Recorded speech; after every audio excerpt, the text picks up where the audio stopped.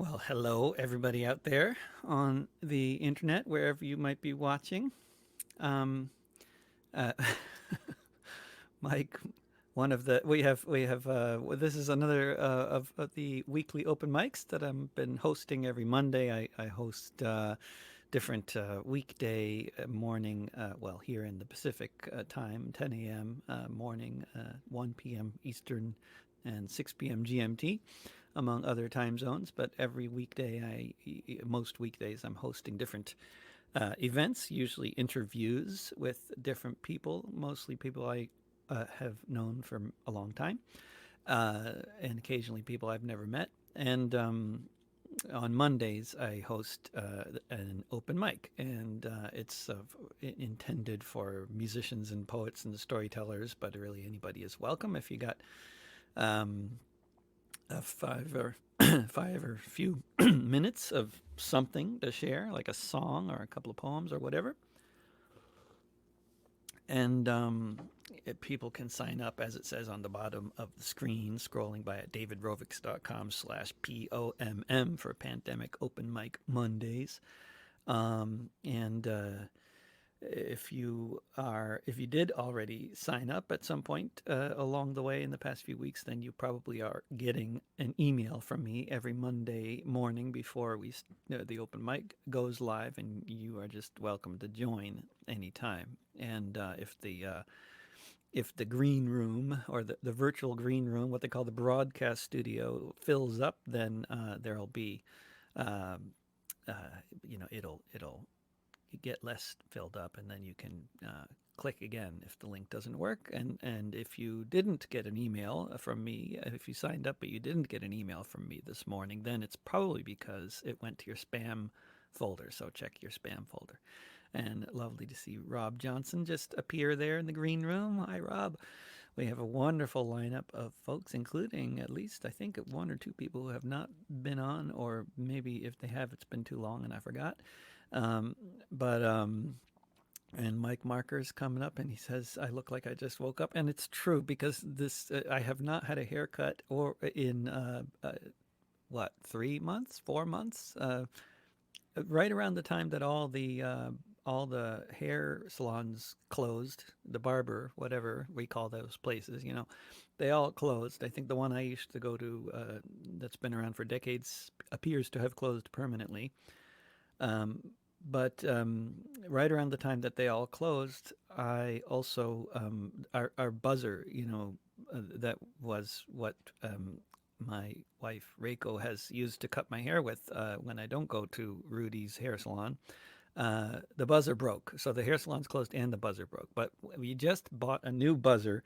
It just arrived in the mail yesterday, so by next week I might be looking slightly more presentable. Although that actually involves bothering to, you know, buzz, which is like takes 10 minutes or something, but it's always like 10 minutes that I never seem to have. 10 minutes is a lot of time to commit to anything, it seems. When you have 3 children, it's like you have to be careful what you do with those 10 minutes, because they'll be gone, and then you could have done something else, like with those 10 minutes. I don't know if that, maybe anybody who has young children who are not in the school, you understand what I'm talking about. The rest of you might be mystified, but good. That's good if you are. Um, and I, as usual, will start out the open mic with a song from me. And I've written a couple of songs since the last open mic. And also for the last couple of open mics, I've had my baby as a co-host, which has made me do songs that I didn't just write. I did a cappella and a poem, but now the baby is out with mom, and I don't have a co-host, so it makes it a little easier. And let's see, we'll make this. Where'd my phone go? We're gonna do a little theater here. Just a moment.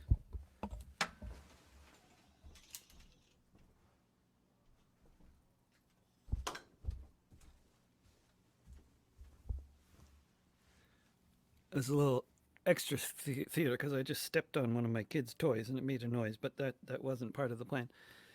But I wrote a song called "Ballad of the Oregon Employment Department," and I'll sing that for you. But it starts out with a phone call, and I'll call them now. This is the number they set up on June 10th for specifically gig workers.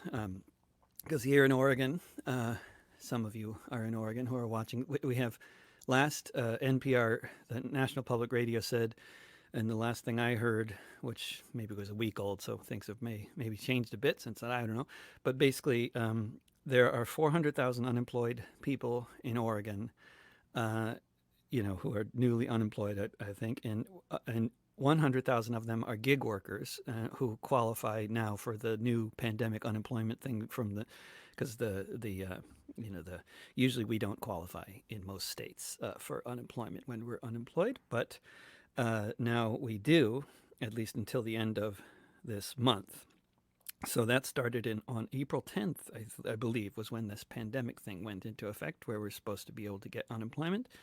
And so ever since then, I applied like the other 100,000 gig workers who are unemployed. I applied and I got rejected. And that puts me in a minority of people who have actually received a response of some kind, because there's of the 100,000 unemployed gig workers, 30,000 have gotten a response. And that includes rejections, right? Like what I got. So then once you get rejected, this is apparently part of the normal operating process. You get rejected and then you apply again, which they recommend at that point. And once you've been rejected, you call them and you talk to a person, right? So every day, many times a day, this is what I do. I call them. This is the pandemic line. And let's see what happens when I call them this time. Oh, what a surprise. It's a busy signal. Again. Let's see if I just call back again. Now, see, busy signal, my daughter's 14 years old, incidentally, and she didn't even know what a busy signal was called. Like, she's heard it before. And I think in England you call it something else, but she didn't realize that this is actually called a busy signal. But that's a busy signal, which is all that ever happens between the hours of 8 a.m. and 5 p.m. if you call the pandemic unemployment line. And you can try calling them at a minute before the hour. Like in some states, apparently, my friend Dana lines up in Washington. He tried this thing. He called them a minute before the hour in Washington State. And that worked. He got through. But if you call them a minute before the hour here, you just get told to call back at 8 o'clock. And then when you call back at 8 o'clock, you get the busy signal. So I just thought I'd, illustrate live what happens when you call. And I'll do a song about that busy signal now. And then I will turn it over to all the wonderful guests who we have coming up for this 12th Pandemic Open Mic Monday. And this is, this is a song called Ballad of the Oregon Employment Department.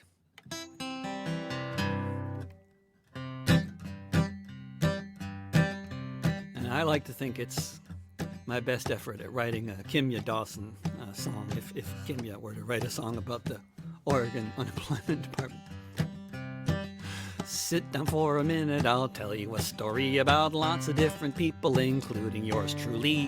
When the pandemic hit, I had to cancel all my shows in the fight against the virus. I guess that's how it goes. They said to call this number if you need help with food and rent. It's the PUA division of the Department of Employment.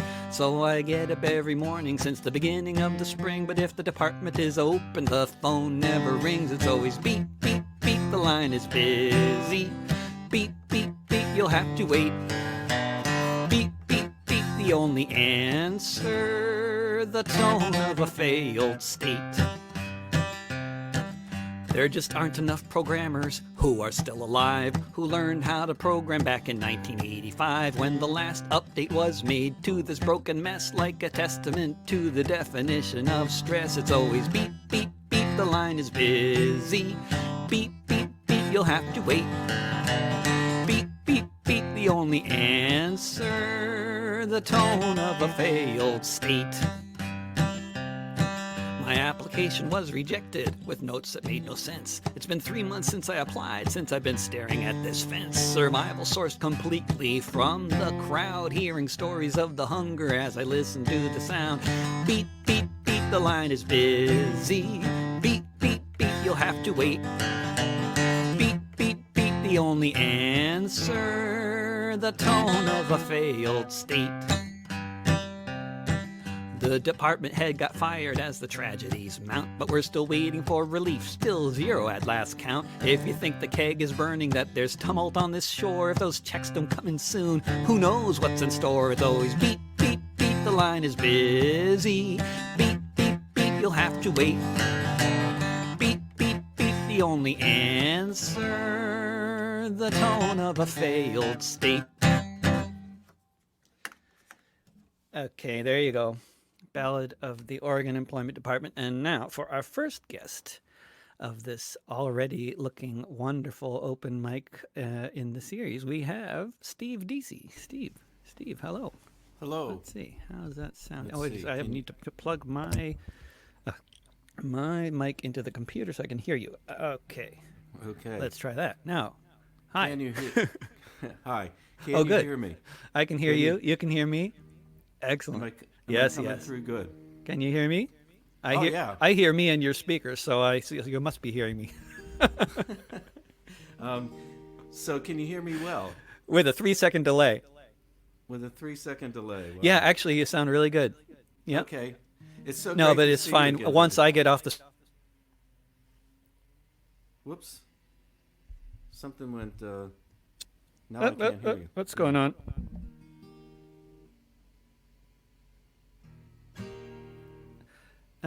Yeah, I don't know what's happening with my mic, but you're sounding great. So, yeah. What you got? Steve, you haven't been on the show before, right? This is the first time.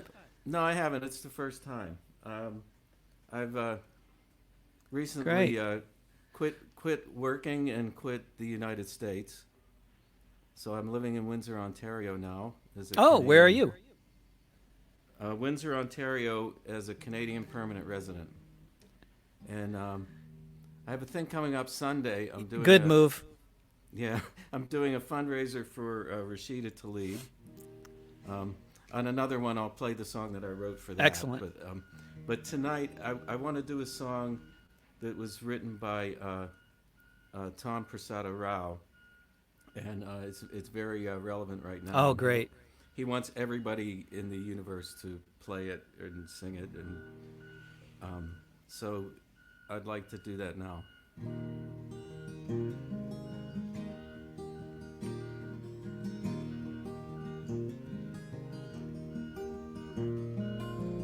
Some people die for honor. Some people die for love. Some people die while singing to the heavens above. Some people die believing in a cross on Calvary Hill.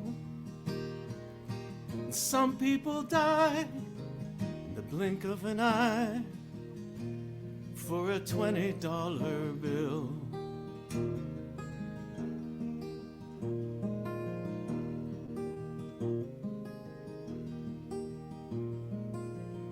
Some people go out in glory with the wind at their back. Some get to write their own story, write their own epitaph. Sometimes you see it coming. Sometimes you don't know until you run out of breath with a knee on your neck for a $20 bill. Oh, brother, I never knew you.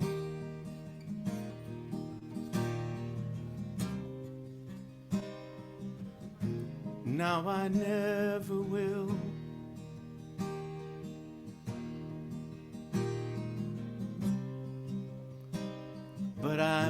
this promise to you.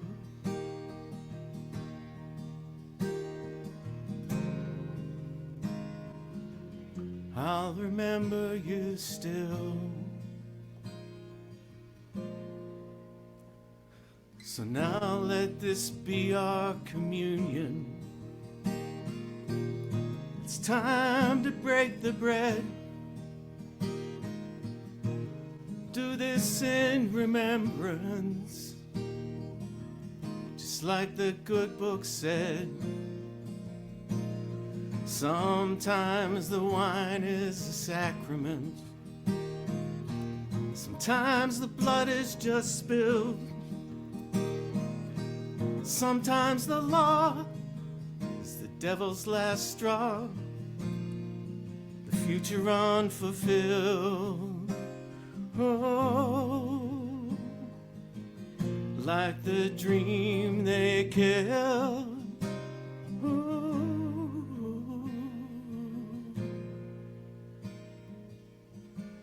Like a $20 bill.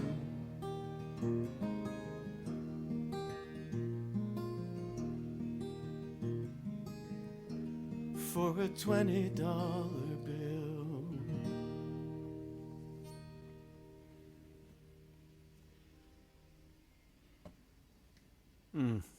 Yes, gorgeous, gorgeous rendition, Steve, Deasy. Thank you, sir. Thank you. We actually, Bev Grant sang that song, I think, 2 weeks ago on the open mic. So it's, I need to hear Tom Prasada Rau's version of his song, but I love the covers that I've heard so far. Gorgeous. Yeah, Tom's version is on Facebook, but I if you go to my Facebook page, and go down there, I repasted it there. Maybe I can send you a link. Tom, as you may know, I can find it. And are you involved with any particular online activities these days during the pandemic? Well, yes, I'm still on the steering committee of People's Music Network, and there's several song swaps that people can participate in, sometimes on different subjects, sometimes just general pandemic song swaps like this one. I was at the virtual Great Labor Arts Exchange and the virtual People's Music Network gathering, but I'm just kind of easing into the online thing myself and learning how to use use a cool USB microphone, and I hope I'm sounding as good as I hope it sounded. But I'm like everyone else. You're sounding really good, and whatever's going on with the software works well with the audio delay and all that, because the sound quality is really good, even though there's a 3-second delay. So whatever you're doing, it's working really well. Thank you. You too. I mean, and thank you for doing this. I think this is really important that you're doing, and I hope that you actually.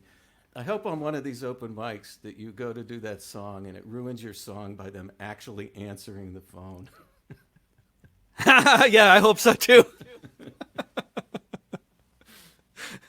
Steve, we'll hope to see you again on the open mic soon. How are things in Windsor? What's the general feeling of everybody's getting their 2,000 Canadian dollars every month and nobody's going hungry or getting evicted? That's exactly what's happening here. So the mood is much better. I think Canada is taking much better of the people, better care, and they kind of figure people need it and we'll deal with it later. That's not going to stop them from politically harping about the deficit and all that other kind of stuff. But it does seem like people in my own neighborhoods. One across the street works at the Windsor Casino, and that obviously hasn't been open. The two ladies, the twins that live next door to me, had both been getting about $500 a week Canadian, and that's probably more than they make in their actual jobs. One of them has had to go back to work. The other one's still not working. But in general, it's really good here. The biggest problem in Windsor, Essex, is that the virus is affecting. There's a lot of agriculture in Windsor, Essex, and the virus is affecting migrant workers much more seriously than the rest of Windsor, Essex. And that's been a real problem, and they're trying to figure out how to deal with welcoming the migrants in a way that's safe, and being able to house them in a way that that they aren't subjected to close proximity with many people, which is why I think the pandemic has been really serious for the agricultural workers of Windsor. Are they getting the 2,000 a month? They're getting something. When they come here, they get quarantined for a couple weeks. But the biggest problem they're trying to deal with, right? And then if they contract the virus, they get isolated, and the government's paying for that. The government set aside about $50 million to deal with the issues around the migrants. But the bigger issue is how to change the model of how people are housed, so that they're not in such close quarters and in a situation where the virus spreads. So the county I live in is still, what I want to call stage 2 or something. It hasn't gone to stage 3, but it's largely because of infections in the migrant community in Leamington and in Kingsville, which are most of the tomatoes of Canada come from Leamington, and it's a very, very, very big agricultural area. You don't have to drive far from Windsor that it becomes all farmland. So, but I think the conversation, the problem is the same as in, say, California, but the conversation about what to do seems more humane in Canada than it sometimes is in the U.S. It's not, it's not deport all these people. It's like, oh my God, we need the agricultural workers to be safe, and we need the food that they provide. So I wish I knew more about it to talk more intelligently about it. That's a great tidbit. We'll just move on to the next guest, but thank you so much. It's exactly the sort of information I was looking for. What's happening in Windsor? I think that was a brilliant few minute summary. It's part of what I like about doing the open mic, is getting a little survey of what's happening in the world from musicians. Yeah. The main thing I'm going through is I had a daughter in Seattle who canceled her wedding in May, and I have another daughter who's postponing her wedding in October in Michigan. I can see Detroit from my house, but I haven't been able to cross that border since early March, and it doesn't look like that's going to open anytime soon. So I have a lot of people that I can't see. Yeah, not unless you become a registered nurse or something. Yeah. Well, they might let me over because I'm an American citizen, but then Canada might not let me back, or they might quarantine me if I come back. So yeah. So, well, thanks so much, all right. David. Thank you, Steve. See you again, I hope. Oh, definitely. Good. I'm going to threaten to be a regular. Oh, excellent. Yeah. Great. And Steve Deasy on the board of People's Music Network, which also hosts a regular weekly open mic, which I still have yet to join. But anyway, moving right along across the Atlantic to Dublin, Ireland. Stephen McRandal, wonderful to see you again. Hi, David. What's been happening in the past week of quarantine for you? Not a lot. Anything happening in Dublin? We went down to the squat. They didn't do the gig thing that they were going to do, but Amira went. They're having a cafe on Thursday. Yeah. Are there any outdoor gigs happening? Not that I know of. But we did we moved it the next days this week. No, but Amira's telling me that we moved into the next phase this week, so we're allowed to do all sorts of things. But I think the virus is actually going back up again. Yep. So I don't know. We'll see. We'll see. Yeah. You got another story about Manus for us? Yeah, another Manus story. Yeah.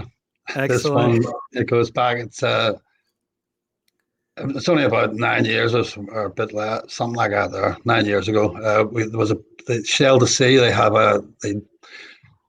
a protest. They In ran Rockport, a. I've been there. The Shell to Sea was the first time I ever had to try to carry a full-grown injured adult across a field. And oh my God, it is a full-grown man is so heavy. It's incredible. But anyway, the police knocked him down a hill. As usual, they're Manus stories, But yeah, Manus went down to the Shell to Sea camp. Excellent. So I'll read Can't wait to hear about it. Okay, so Great. So Shell to Sea and Manus. Manus and his daughter Sharifa went down to Rossport for the bank holiday weekend. There was a protest camp down there, benders and yaks and a kitchen and toilets. Some kind of a deal had been done. Another dodgy politician had signed over ownership of Ireland's natural gas reserves to Shell Oil. It was a bit like your crooked uncle had sold the family farm, and now the family had to pay rent to live there. It just didn't make sense if you thought about it. Manus figured most people hadn't time to think much. The world was run that way. Run by a few corporations, a hierarchical corporate empire, which, regardless of what picture it presented of itself, cared for nothing. Living or dead, in the past or in the future, cared for nothing but profit. And there'd be no storm in this empire's Bastille. This empire's Bastille was the whole section of the planet marked off as the third world market. And the West was going to keep those prison walls in place as long as it could. No. It's hard to imagine a mass uprising in the West. There wouldn't even be any stopping the Shell Oil Corporation in Mayo. But you could slow them down. And other corporations would be slower to move into the coast of Ireland so long as they saw some resistance. Manus wanted Sharifa to see some resistance. A whole camp full of people who hoped for a fairer, less hierarchical, less abusive, more humane world. Manus was a bit dubious about the outdoor life. He had hemorrhoids, and the thought of having to wash the blood off his bum every morning in a portaloo was not an appealing one. Oh, the ignobleness of the body. He had problems that weren't physical too. He'd been on his own too long, not just physically, but emotionally. He made determined efforts. He went out to Shomer Spree Autonomous Social Centre for his meals and interacted with people as best he could. He flirted with a few women too. Oh, that kind of thing, unless it actually gets realised, could all have been in his head. And it seldom did get realised with him.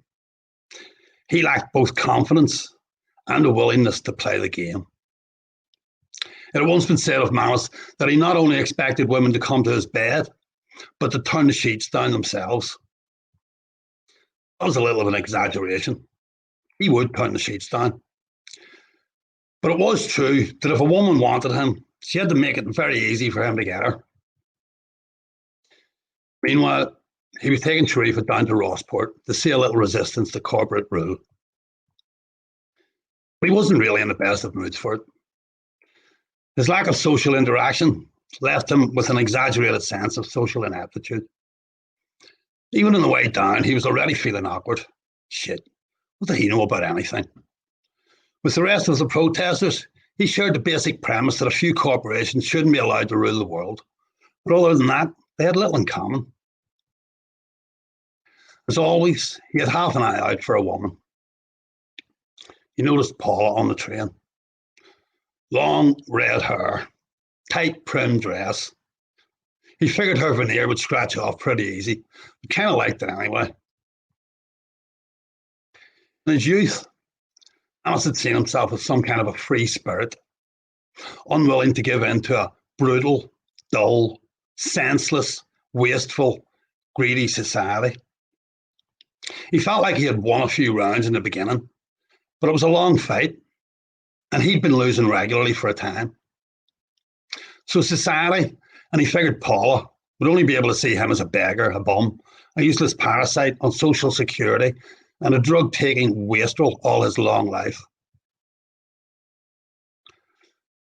The journey down took 6 hours, and it was dark when they put up their tent, with the midgies having a feast day on their flesh. Next day, he found that using a portaloo when he had bleeding hemorrhoids wasn't any worse than he had expected, and there he was, bodily functions operating at a protest camp. Lots of lectures and talks through the day, but Manus didn't hear anything new and found them difficult enough to sit through. He read some of his stories out round the fire at night. Paula, she of the red hair and prim dress, showed interest in him, so he read her some more, and they talked a little. She said the stories lacked any joy or contentment. He agreed with her. He wondered if their little intimacies, personal history stories, and cigarettes and tea round the fire would end up there at the camp. Another person who couldn't relate to him. She was staying on at the camp to take part in some action, whereas he was leaving on the Sunday. And that could have been it. But they exchanged numbers and invitations to visit. She helped to carry the bags and ran holding Sharifa's other hand to catch the bus back to the train station. He smiled like a kid embarrassed after they hugged goodbye. It was a good feeling. He was old, but he wasn't dead. Thought about Paula. It wasn't straight lust.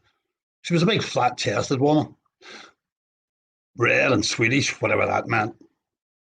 They hadn't had sex, but he felt some kind of fidelity toward her. When he next saw any woman whom he had previously flirted with, he noticed his active withdrawal from the flirtatious dance, however flimsy or imaginary such dances were. A week or so and a few text messages later, Manus went up to visit Paula. She lived in the mountains. He wasn't sure what he was looking for. A friend, he figured. He wondered if the friendship, if it happened, would be physical. He had the jitters of a teenager inside his old body. He didn't know Paula. She had told him she came from a right-wing family in Sweden and had decided they were all mad when she was young and left when she was a teenager. She said she had 2 kids. The oldest one was 17, the youngest 11. He didn't know how old Paula was. She was 41. She told him as they ate magic mushrooms in her sunroom. They were old mushrooms and had lost lots of their potency, but still reality revealers for all that. The house had a field beside it with horses in it. All you could see were fields, trees, a large stables, and beyond it the bay. He was content sitting in the sunroom. She seemed keen on getting him to look at stuff on the computer, and after a bit he consented. The computer was in her bedroom. Nice to be brought into a woman's bedroom. It had been years and years. And here it was, big messy bedroom. Cats and dogs and piles of dirty washing on the floor. Her computer was just a laptop sat in her bed. And she sat on one side and he sat on the other side of the bed. That's your sleeping space for the night, she said, indicating half of the bed. Thanks, he said. He had been unsure where he was to sleep. The sunroom had big settees, so did the living room, but maybe she didn't have much bedding or something. Anyway, it wasn't a dead cert to sex, but lying next to a woman on her bed was obviously a lovely, desirable thing for Manus to be doing. And they lay next to each other on her bed underneath the sheets, him in his boxers and her in her pajamas. Not very revealing or sexy pajamas either, so maybe this was her sleep next to men without sex pajamas. Some people went in for that kind of thing. She asked if it was strange for him being in bed with a woman after so long. The answer gushed out of him instantaneously. It's just fucking wonderful, he said, and she was delighted with the acknowledgement of her powerfulness. She could make this man feel wonderful. They both lay on their sides to face each other. He put his hand out to touch her. Oh, making a play for me now, she said, as though such a scenario had never been envisaged by her. The last thing that could ever have been on her mind when she invited him into her home and then into her bed to spend the night. "Oh, making a play for me now," she said. And he said, "Feels natural enough." And it was. Physically, mentally, emotionally, the two human animals took great pleasure in each other. Her vagina was shaved. Her breasts were tiny. Her smile was broad and innocent. She had the remains of a removed hemorrhoid on her bumhole. Next day, they went to the woods and collected sticks and made a fire. That night, they sat and talked. Paula had been sexually abused as a child. Manus could not cope with what had been done to her as a child.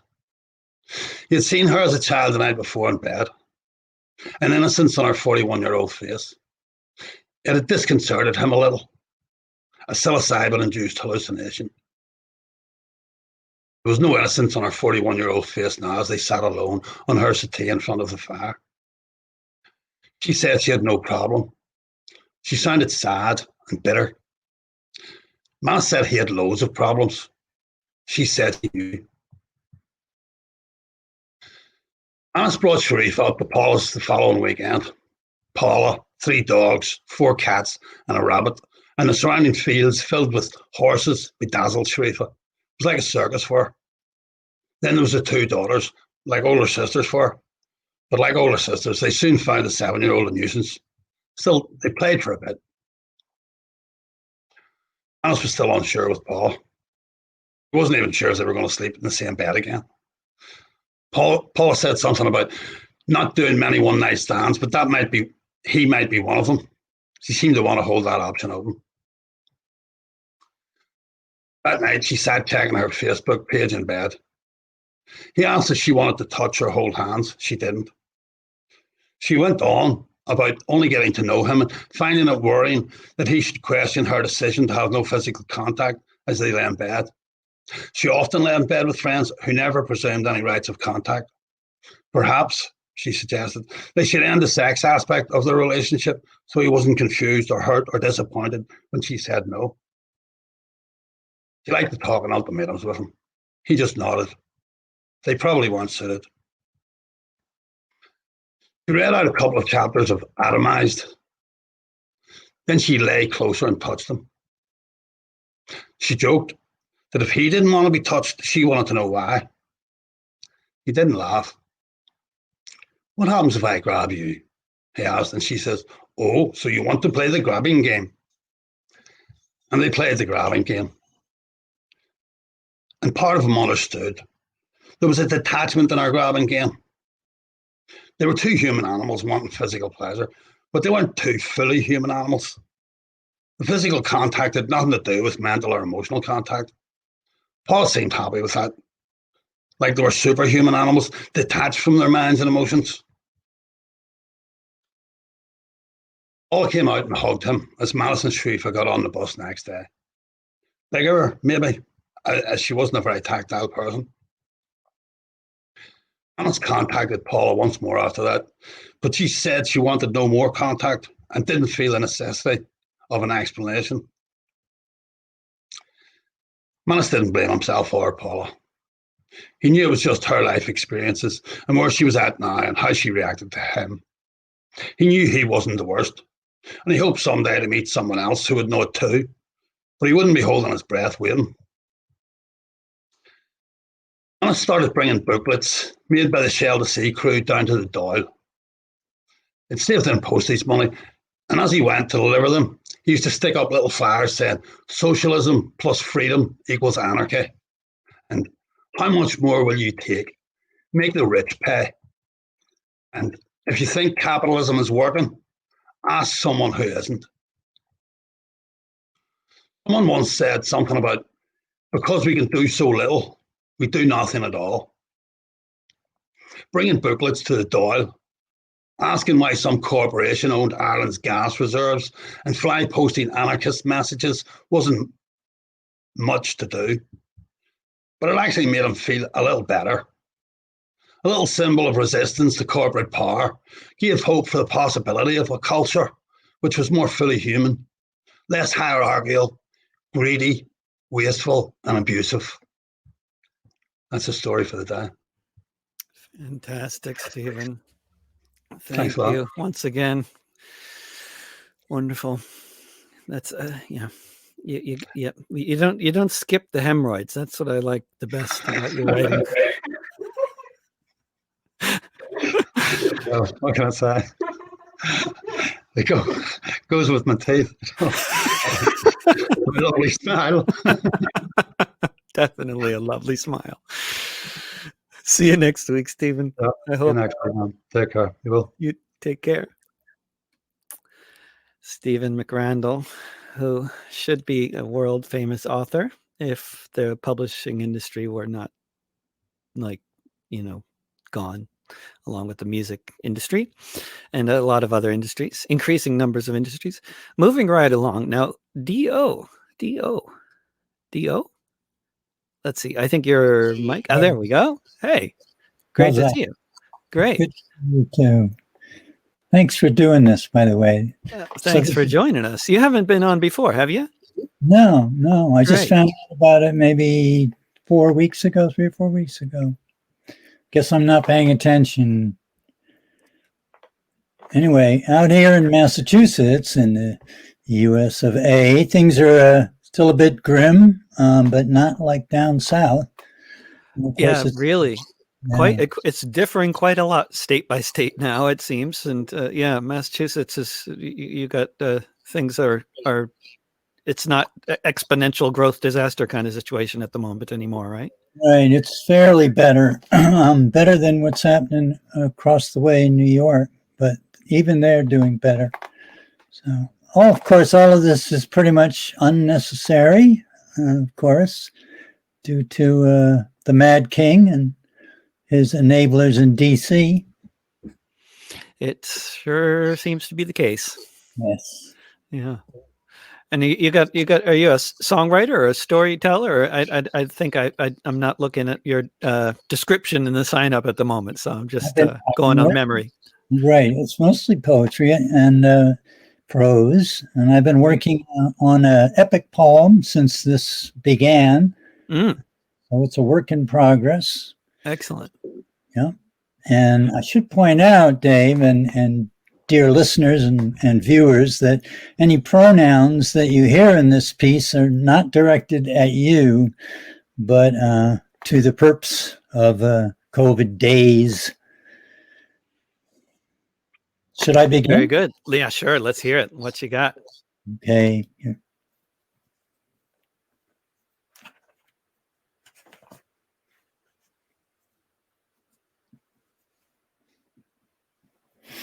All right, let's get in.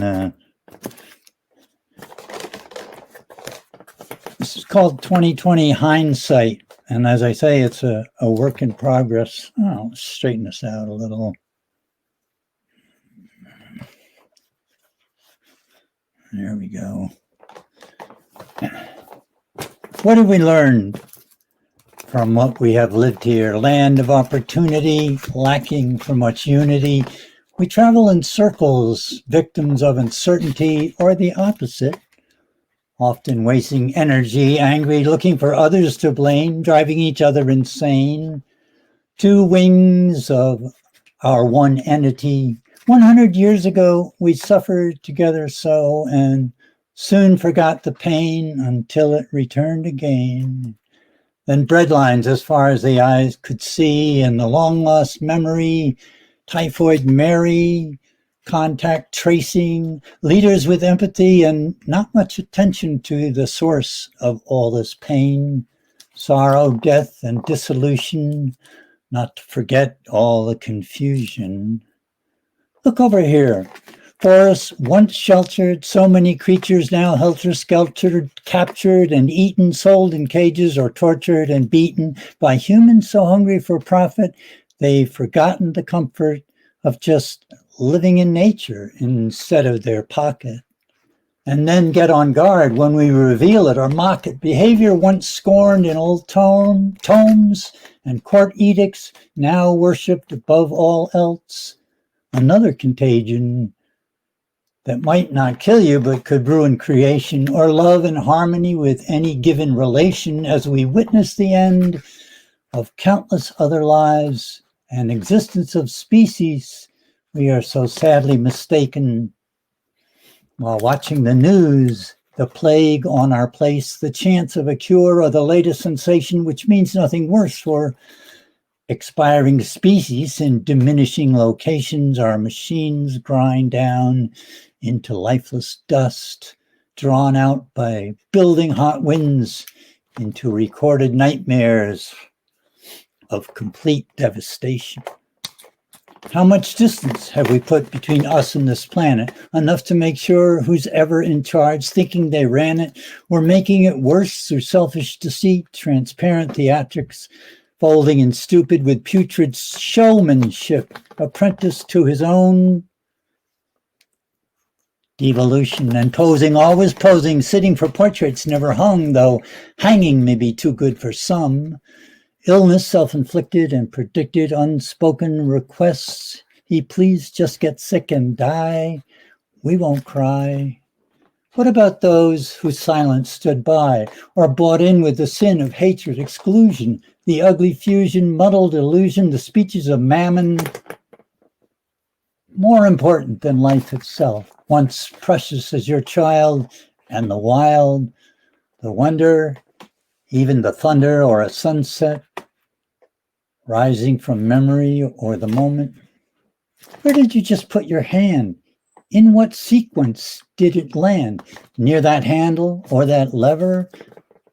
How did the weather become such a marker outside that window, first lighter then darker, out there where it is moving about unseen, stealth feeding on everyone's health, more calling out, I can't breathe, it's waiting for your reopening, just groping for your lungs and wagging tongues of freedom, locking and loading and corroding the steely look in your eyes until your loved one dies and you follow suits empty of souls, taking endless tolls on your future, your dreams. Yelling won't help you be more of a man reacting to something you don't understand, like the child you once were. Still unsure, you react, you contract, the virus, not guileless, stronger than you. The price of life, what is it? How much? The cost of a casket, a chair, a crutch, and such grasping. We're asking for a certain degree of detention for those we are loath to mention for their economic pretensions. When time comes unwound, day after day, after week, when we seek the usual, it goes south into confusional. Which moon is it? What happened on what day, would you say? It is the worst pandemic in generations, or 100 years, or recorded history of misery and purposeful injury, original sin and slavery, now kneeling on necks, the law on the street among wrecks, burning with anger, short on regrets. And it goes on. Nice taste of the piece, Dio. Thank you for sharing it. Thank you for being here. And yeah, that's a very scary mask, but it's scary times. First time I saw it was on the face of one of those lock and loaders, right-wing militia people that were showing up at various peaceful demonstrations. So I thought I'd pick up on there. Yeah, the militias in Iraq like to wear masks like that as well. But yeah, they're popular in different places. Fitting for a pandemic, I think. Yeah. There's people have been putting a lot of skeletons in their yard around here. It's like not just a Halloween thing anymore. Yeah. Right. Commentary. Yeah. Right. Thank you, Dio. Hope to see you again. Take care. You too. And then crossing back north of the border and moving west a couple, several thousand kilometers. Mike Marker, are you there? Mike might be taking a break or something, but that's Mike Marker's bookshelf. Let's see if we can move on to Mr. Johnson and check back with Mike and Robb Johnson. Robb Johnson. Hi. Mr. Mike. Hello.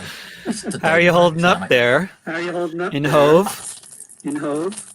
Well, Hove's touchwood, we're okay. It's not it's not having a massive increase in infections, which is happening elsewhere in the UK. The government policy now seems to be to do nothing until there are lots of infections, and then clamp down another lockdown on us city by city. As infections rise, the government is going to put lockdown on. So it's going to be shutting the stable door after the horse is dead, basically. Really, yeah, it's like that. I think it's like that. We're talking about how you're amazed that the Western democracies were actually seeming, apparently at first, to take care of their populations. Well, I think they've kind of stopped that. At first, yeah, that's certainly like Boris's messages. Go off, the pubs are open. Off you go. Don't wear a mask. Ooh. And then they'll just stick lockdown on. But it's okay because the economy's working again a bit. Are they doing the universal basic income thing like they're doing in Canada? No, I don't think so. I mean, I keep thinking I ought to have a look at the grants. They announced there was going to be money given to the arts, which they've been ignoring, but the amount of money is going to be presumably going to, as they said, the jewels in the crown. So things like Glyndebourne, the symphony, yeah, the Albert Hall, to make sure the jewels in the crown don't suffer. But I imagine the sort of places that we pay won't see a penny of it. No. And certainly people like us won't see any of it. But we're not opera singers. Why should we expect it? We haven't got a fucking orchestra behind us. Right. Yeah, we're not trained. We're not properly stamped with. What can we expect? Scum like us, eh? Ungrateful, whinging. Yeah. Communists. What are we complaining about? Outside agitators. Yeah, just shut up and die. Shut up and go to the pub. Shut up and die. That could be the motto for the current era in a lot of places. Yeah. Shut up and die. It's good for the economy. It's good for the economy. Yes. Shut up and die. Next chorus. What you got for us, Rob? You got a song you've been writing? Well, I don't know. I could do two things. I could do a song about Louise Michel and the Commune, or I could do a song about the pandemic. What do you fancy? Maybe both. I mean, we got time actually. Okay, all right. I'll do the pandemic song first of all, and then we'll do the cheery Louise Michel song. Are you sure? Wonderful. Oh, yeah. Okay. Right. This is called Victory in Europe, because of course we have the highest death rate in Europe. Well done, Bodger. Oh, Rob, your input level is high. Should I stand Can you turn it down? Yeah. That's great. Try that. I'll go in the next room if you like. No, that's much better. Okay, sorry.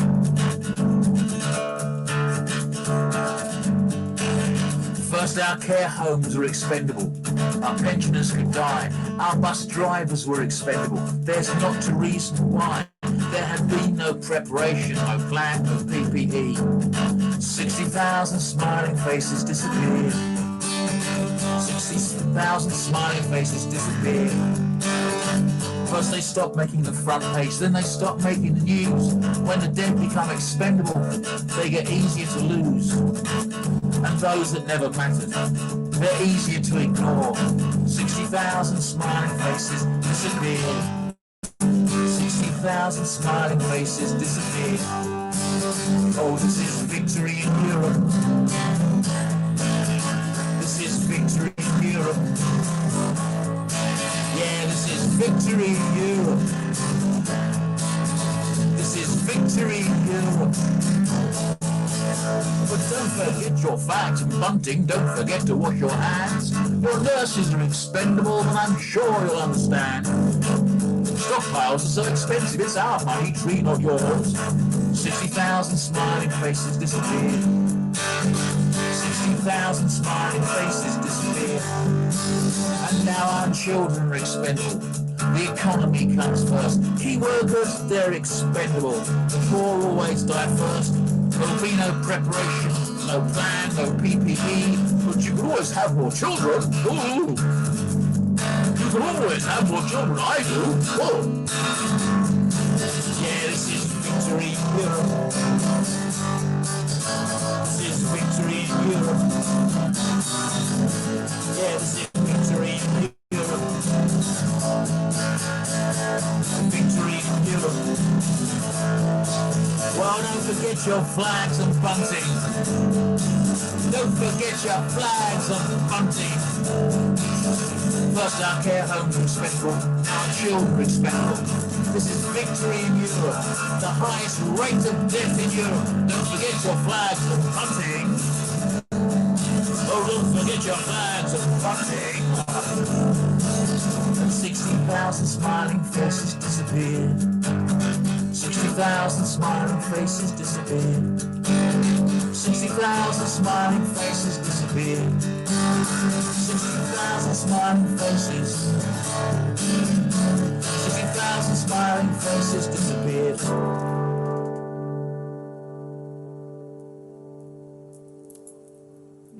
Gorgeous song, gorgeous song, and your guitar sounds like it's running through some great distortion, even if it's not. But you could make out all the words anyway. Definitely, the mic is picking up more of the guitar than the voice, and the input level is loud. But I love that song. Thank you. What you got next? Well, I try not to. I was trying to do something cheerful. I do Louis Michel. I was. Sometimes you talk about people and you people you admire, and you find they have kind of difficult kind of moments, and like have embarrassing sort of like Bakunin, embarrassingly anti-Semitic, and then you come across someone like Louis Michel, who's always on the right side of history, like this is animal rights. Pro oppressed colonial people. Just the more I read about Louise Michel, she's got a great quotation about teachers as well. Teachers, was it the unknown foot soldiers of the future? I just think so. This is for Louise Michel.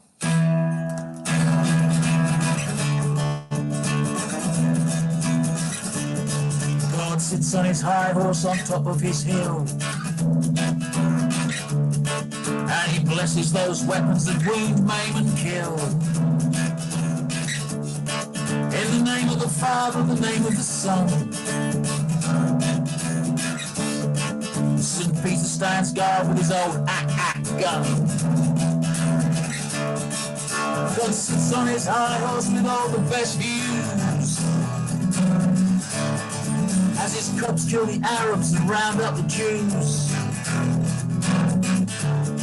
So repent all your sins, citizens of the plain, or your Father will smite you again and again and again. But under God's nose at the foot of the hill, people ride round on a grand carousel. Children play free and blast Louis Michel, and I know where I'd rather be any day. Well, this God's just a puppet that works hand in glove. With those hands that abuse you and tell you it's love. Can deal the marked cards for the old pack of lies. But heaven's somewhere up in the sky. So you on your high horse on top of your hill. Your White House and cops and God's will. Out of the cloudless blue sky comes Louise Michel, and there's fire in her eyes. And under God's nose at the foot of the hill, people ride round on a grand carousel. Children play free and Prince Louis Michel, and I know where I'd rather be. Every day.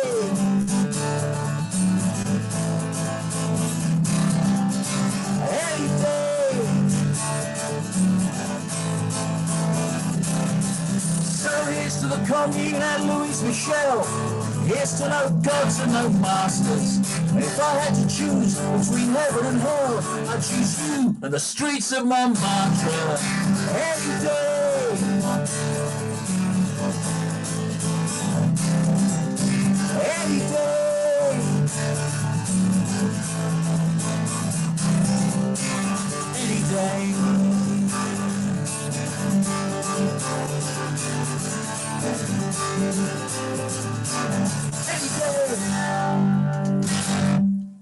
Oh man, that is a classic. Fantastic.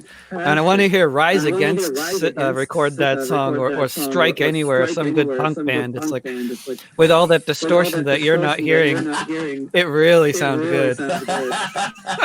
Other people have commented too. Great sounds. They have no idea. It's totally accidental. It's just an overdriven. I got a new guitar. It's a Martin D35, so it's very noisy.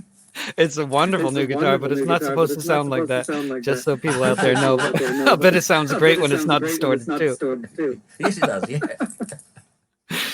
Thank you so much, Rob. Thank you. I'm going to go back in the kitchen and do the cooking, but I'll watch the rest on the phone because space. Hey, really nice to see you, mate. Great to see you. Thanks for having me. Thank you. Bye.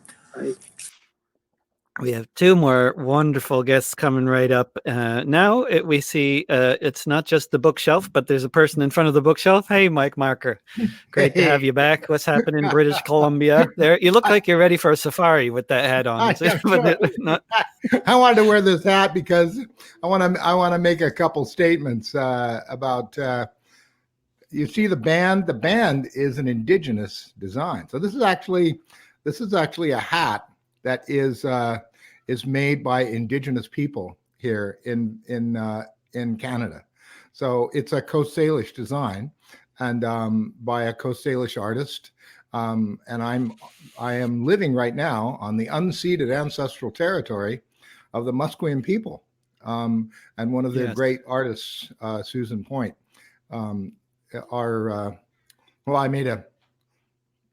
I told you that I ended up talking with the president a couple of weeks ago, right? The president of the university, right? Yeah, not the president of the United States. Yeah, right. Well, no, I assumed it wasn't that president. I think I would do more than talk to that guy. Just to clarify. No. And which president? You know what? I don't want to listen to him either. No. Talking to him. That guy is a psychopathic lunatic. Hard to avoid. But every day I watch if I can, I watch like PBS, the news hour. And it's like, you think he's done all that is possible to do with this would be a Mel Brooks movie, you know what I mean? This is like so absurd. And then you see him say something else that is completely more nuts than the last thing. And that's not to mention his tweets. You know what I'm talking about, David? It's like, this guy is off the charts. Anyway, I want to connect with Steve here a little bit and say, man, I'm like you, except for this. So I'm both an American citizen. I was living in Bellingham. I used to do actually. David mentioned him, and Dana Lyons. I used to do gigs with Dana, and what a funny, cool guy. And I always wondered, David, do you know this? Did Pete Seeger ever do Cows with Guns? I can't imagine Pete singing that song. I don't know. I know Pete was definitely a fan of Dana's, but I don't. Did he ever? Not that I've heard. If there would be a recording of Pete Seeger, it would be brilliant. He could do a great cover of that song. Wouldn't that have been a great? Oh, that would have been so cool. Anyway, as an American citizen and a permanent resident of Canada, I was doing some gigs in Victoria. At the Victoria Folk. Actually, David, haven't you played there at some point? Once in 2014. Yeah. It's a cool gig, isn't it? It was a great gig. I wish I could get it again, maybe sometime before I die. Well, yeah, if the border, that's my point. If the border ever opens. So and if they want to hire somebody like me again after whatever happened last time, I'm sure somebody complained, who is this guy singing about Israel being an apartheid state? Man, no, Canadians are, they are very traditional. So I can dig it, They used to have a Utah there every year. Absolutely, yeah. I've arrogantly hoped that I would be the new guy they have every year after Utah died. Why wouldn't you, man? I think it makes sense. You would be great, and not only that, I hate to say it, but the politics in folk music. They need help, and everybody was saying, we miss Utah being here every year. Where are the politics? Come back. Straight. Like, straight. No, totally. So, I was doing this. I was doing a bunch of gigs in Victoria. Those are the last live performance that I have done. That was in March. That was in early March. I'm looking at the screen at UVic, and it's scrolling like late breaking news. Every 30 seconds, another country going under. The pandemic is just like happening. I get emails from people saying, you better watch your ass. The prime minister's going to close the border. You better be on the right side of the border when that happens. So I did. I got back to Bellingham. I threw a bunch of clothes in the car, and Evelyn was kind enough to say, I got a room, I got a house, come here. And so I've been very blessed, to be in, I mean, I hate to say it, Steve, you're gonna love this, man, but it's probably the greatest country in the world. I mean, I think it must be. And that's a shame because, I used to get into these discussions with Pete. We got into a big argument about a song of mine that he sang, and I wrote a last verse, and that's what I want to do today. I wrote a last verse for it that he did not like. So when I went to Europe, Toshi was way more practical about Americans.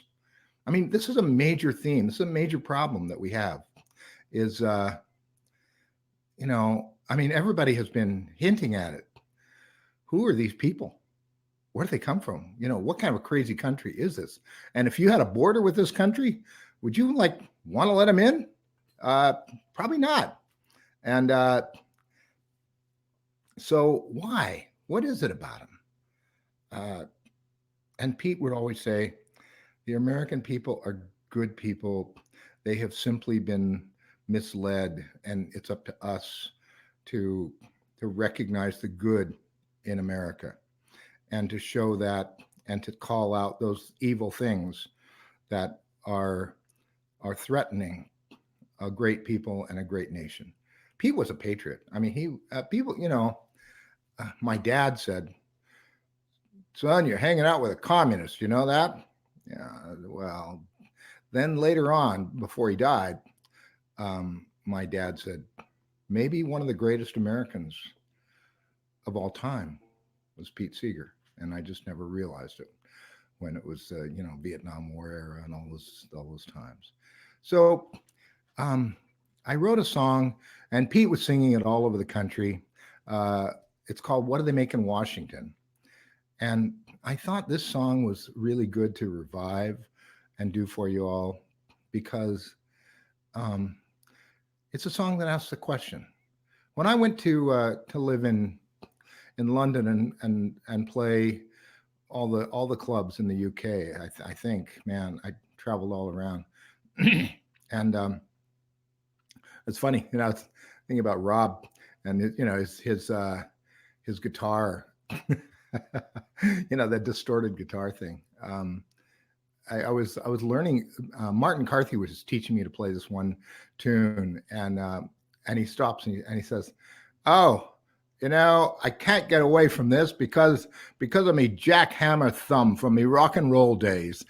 He said he would always do this wang distorted kind of blast out of no matter what kind of tune he was playing. Anyway, so I when I went to play in Europe, Toshi wrote to me, Toshi Seeger, and she said.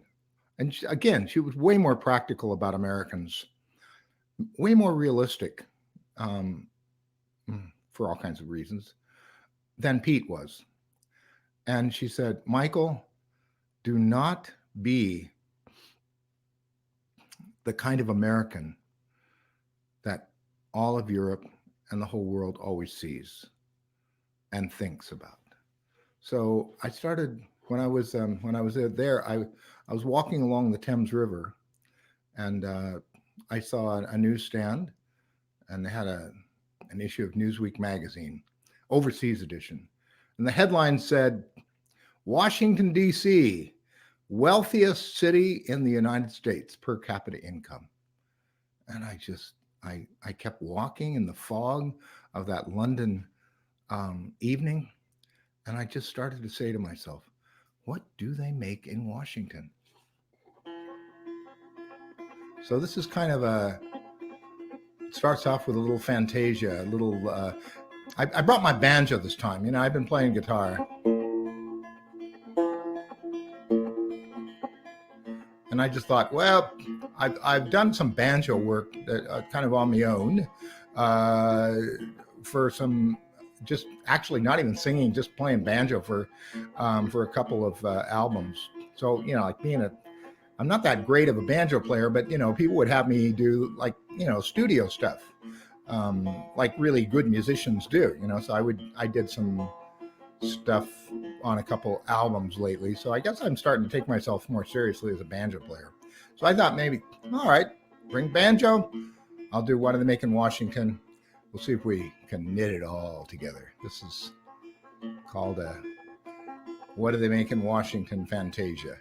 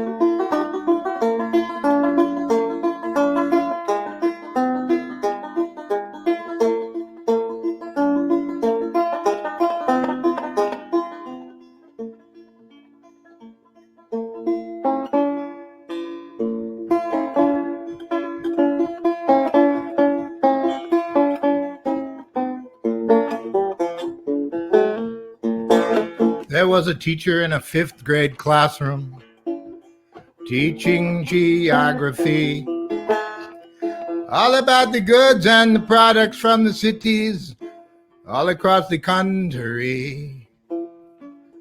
The lesson, it was over when a little kid raised his hand and said, "Please tell me, teacher, for I do not understand. Tell me, what do they make in Washington to give to all of the nation? The Detroit people, they make the cars. Miami takes vacations. We get those big potatoes from Boise, Idaho. But what do they make in Washington? What is it that they grow? For I have seen them on the TV. They all drive big black cars. They live in fancy houses. Oh, I hear they live like movie stars. Oh, and my dad says that that's the place where half of his money goes. So what do they make in Washington? What is it that they grow? Tell me, what do they make in Washington, yet to give to all of the nation? Detroit people, they make the cars. Miami takes vacation. We get those big potatoes, Boise, Idaho. But what do they make in Washington? What is it that they grow? Now the teacher, she was bewildered, as teachers often are. She knew that this young student had taken things a little too far. So lacking for an answer, here's what she did say. That That is a very good question. We'll save it for another day. But what do they make in Washington to give to all of the nation?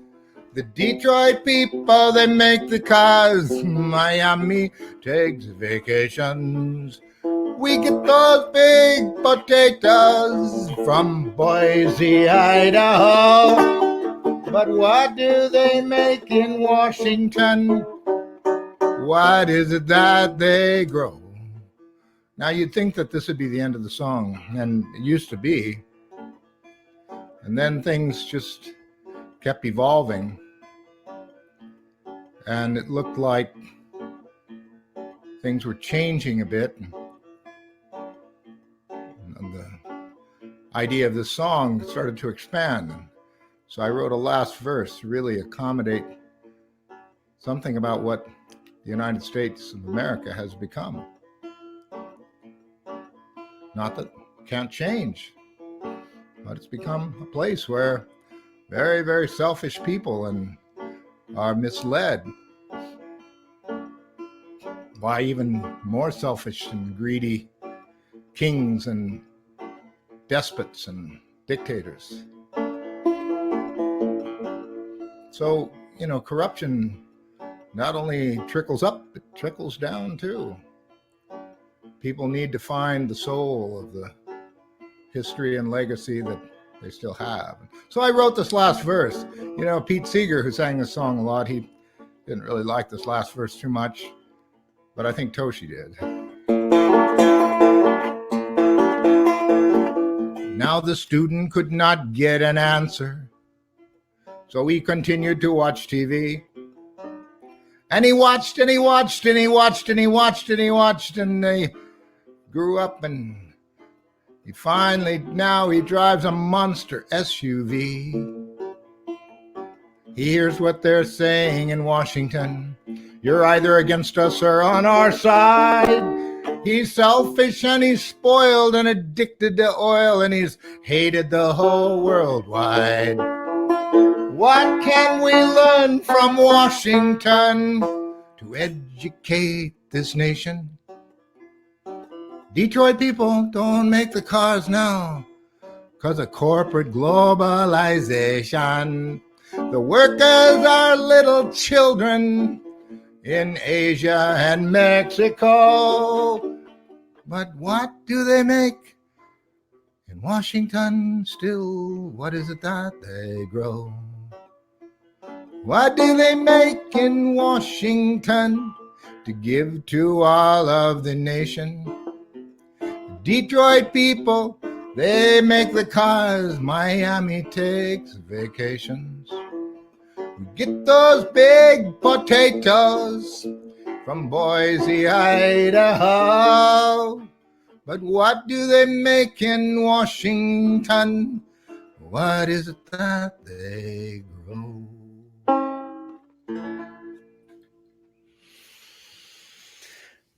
Thank you very much, Mike Marker. Hope to see you again soon. Yeah, thanks. I'll see you next week, David. Good. Well, moving right along to Washington, D.C., Luci Murphy. What else do they make in Washington? I think your mic is muted there.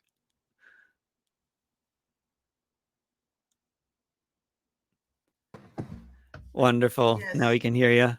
Yeah, I would like to say to Mike Marker that Washington, there are many layers of reality here. And of course, the layer that most people see is the White House, the Congress, the Senate, and the agencies. But this has long been an intellectual mecca because of the historical Black colleges and universities and libraries. So people like Gerald Horne come to DC to go through our Moreland Spingarn research room and Library of Congress, which has things that you cannot find elsewhere. Yeah, But so many layers. yeah. Someone posted a version of John Hancock's song, Mean Things, posted it on the People's Music Network list. And they neglected to say who John Hancock was. People who were singing the song were not of the same ethnic derivation as John Hancock's. I thought that, this was yet another example of Black people being overlooked again, or something created by Black people was being appropriated by white folks, and the origin was forgotten. So who was John Hancock? We're not talking about John Hancock, the no, right, no. We're talking about an organizer, a sharecropper labor organizer who organized a sharecroppers union that your neighbor, Mike Honey, up there in Washington State, which is what, next door to you, wrote a book about him. And I suggested people put Mike Honey and John Hancock's in Google, and they'll come up with the book and with songs. I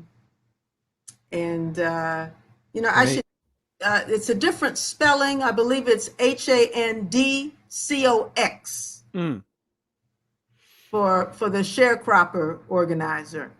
And he lived to a ripe old age, and I got to meet him at the Great Labor Arts Exchange in the 80s.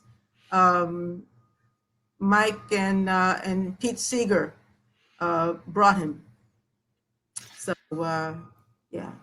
And, he sings about a union movement, which was later, I don't want to use any bad words, but it's okay. We're not on TV.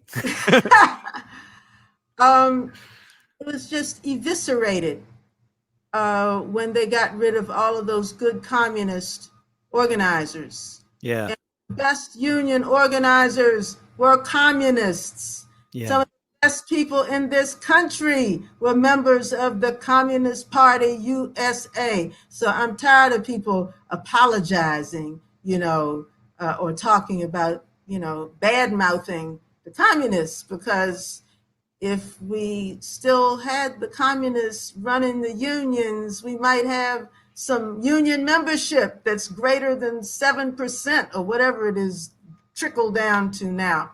It could be a whole different country if not for these certain key moments, like when the AFL-CIO formed and all the communists were kicked out of the union. There's so many key junctures like that. Who knows what could have happened, right? If the Poor People's March had been in DC and Martin Luther King hadn't been assassinated. I mean, there's just so many of those junctures, right? Yes. And I know a friend of mine who recently passed, Jack Odell, was a communist, was Martin Luther King's right hand, and was kind of got tired of all the harassment that you get in this country for telling the truth, and ended up moving to Canada, like our friend Steve Deasy. And like Mike Marker, like two of our previous guests on this open mic today. Yeah, both of them, Americans who moved to Canada. Wow. Okay. And of course, we understand that Canada has issues also if we talk to our First Nations people, but yeah. Oh, yeah. Yeah, that's for darn sure. That's for darn sure. I mean, Canada looks great when you compare it to the U.S., but when you compare it to civilization, how it should be, it's really falls short. Yeah. So anyway, John Hancock took tunes that people knew, and like so many of our great organizers, Joe Hill and all those folks, they take tunes that people know, that people are used to singing along with their beer or their, communion wine or whatever, and they put words that are meaningful and topical. So John Hancock took the song, Say No to the Devil, Say No. Say no to the devil, say no. The devil, he is a deceiver, don't mean nobody no good. Say no to the devil, say no. And that tune became the foundation of There Are Mean Things Happening in This Land. There are mean things happening in this land. But the union's going on, and the union's going strong. There are mean things happening in this land. On the 18th day of May, the union called a strike. The planters and the bosses throwed the people out of their shacks. There are mean things happening in this land. There are mean things happening in this land, but the union's going on, and the union's going strong. There are mean things happening in this land that throw the people off of the land where many years they'd spent. And in the hard, cold winter time, they had to live in tents. There are mean things happening in this land. There are mean things happening in this land. Lots of groceries on the shelves, but we have none for ourselves. There are mean things happening in this land.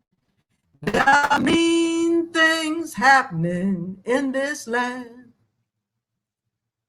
There are mean things happening in this land.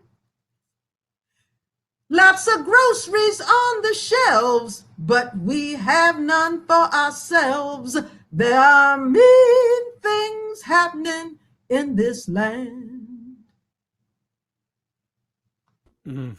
Yeah, fantastic. Luci, what's been going on in DC over the past couple of weeks since last I saw you? I mean, a hell of a lot, but you got any particular comments? Well, there's just, endless demonstrations. The area above the White House is Lafayette Park, and the area above Lafayette Park is 2 blocks, which have the police have blocked off the traffic, motor traffic, completely.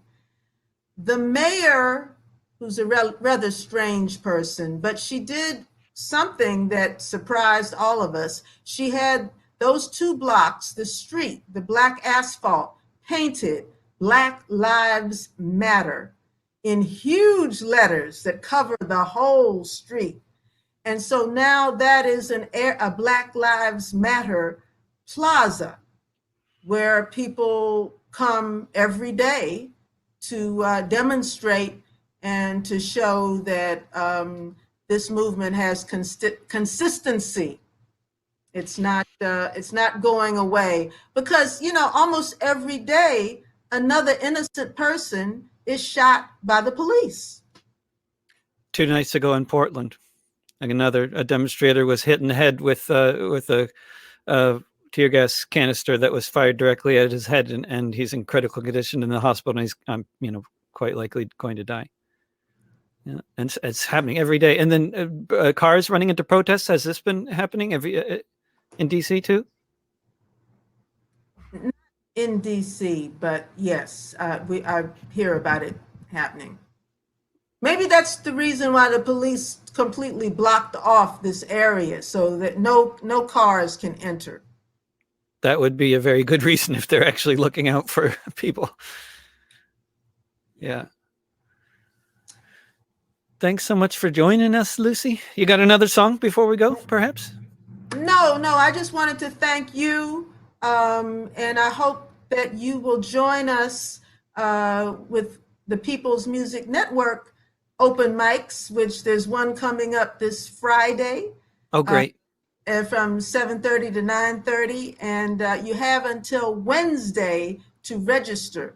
You can go on the website peoplesmusic.org and look for the online song and poetry swaps and register. And if you are not a member of People's Music Network, I will tell you very quietly, you can register as GUST.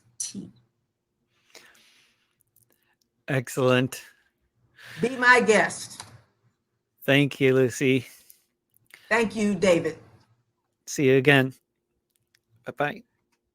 And this concludes the 12th weekly Pandemic Open Mic Monday. And yeah, I need to check out the People's Music Network open mics that they do. And you guys should all do that as well. I'm doing broadcasting 5 days a week, so I just seem to not get around to doing much else.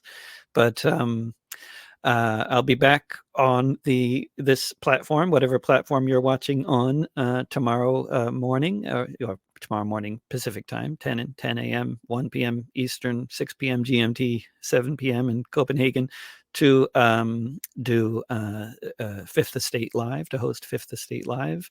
And then I'll be doing other live stream shows at the same time, Wednesday through Friday this week, interviewing various folks, keeping up the 5-day-a-week schedule for the time being, at least. And yeah, I hope to see you all online and in the streets. Don't pay the rent. Mutual aid will get us through. Bye for now.